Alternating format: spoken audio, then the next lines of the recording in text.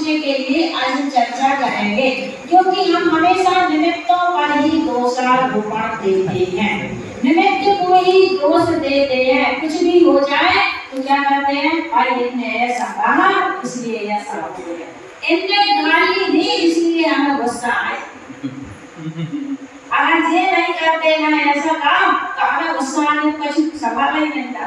उनके गाली देने से गुस्सा आई कि हमारी उपादान की योग्यता गुस्सा करने की थी। समय हमने खुद अपने जो आत्मा में गुस्सा के परिणाम हुए, राग के परिणाम हुए, द्वेष के परिणाम हुए, तो आत्मा की स्वयं के द्वारा उत्पन्न हुए कि किसी के दूसरे के कहने से हुए? बताओ किसके कहने से हुए? दूसरे के कहने से। लेकिन तुम ना स्वीकार करो।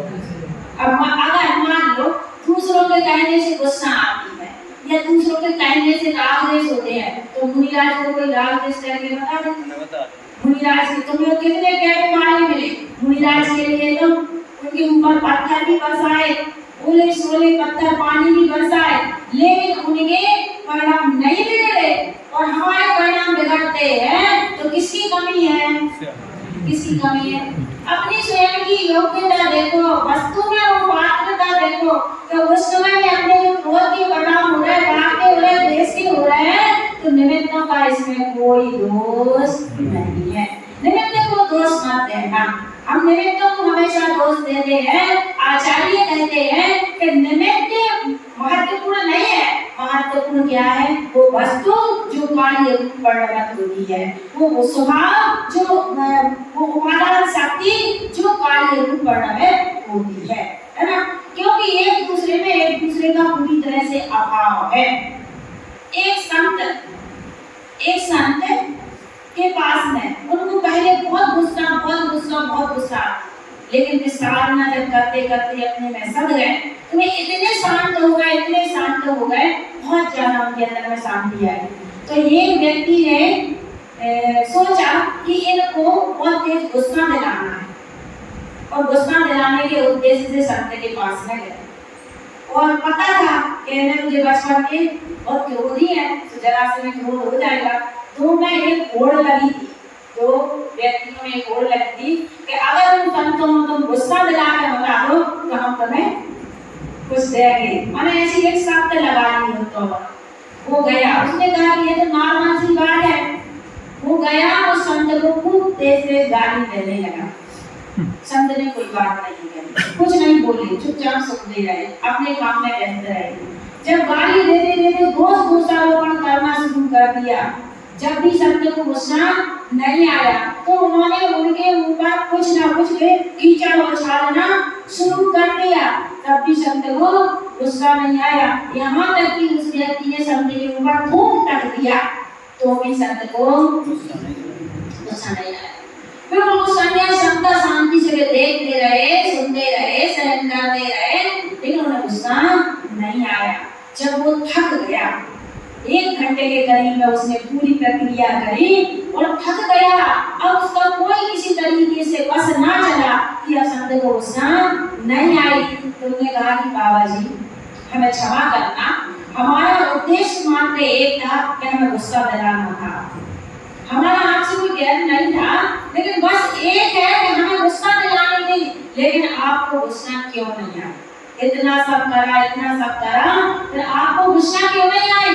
तो संत कहने लगे कि आपने थोड़ी देर कर दी। क्या कर दी? आपने थोड़ी देर कर दी। माने अगर आप उस समय पहले आते जब हमारी साधना नहीं थी तो जरूर आप इसमें सफल हो जाते। लेकिन अब हम बहुत आगे बढ़ चुके हैं, बहुत आगे का मतलब अब हमने उस स्वरूप को समझ लिया है, जान लिया है, अब किसी का कोई प्रभाव पड़ने वाला नहीं है। माने कि अपने आप में इतने सड़क है, समझ है, इतनी समता शांति आ गई कि बाहर में उनके लिए गुस्सा नहीं आई। कभी कहते घर दे निकाले तने बिलाले बेरे जोड़ा कहाँ रहे, पढ़ते ना पढ़ेंगे पूजा में, आ रही ना 10 लक्ष्मी की पूजा उसमें भी पढ़ेंगे, तो सबको को गुस्सा नहीं आई। निमित्त तो बहुत थे ना निमित्त, लेकिन उनका क्या हुआ? उनने समता शांति से अपनी उपादान की योग्यता में क्या कर ली? वृद्धि कर, उपादान अपना बढ़ा दिया, समता शांति में रहे। ऐसे अपन को अपनी सामर्थ्य बढ़ाना है, निमित्तों को दोष नहीं देना।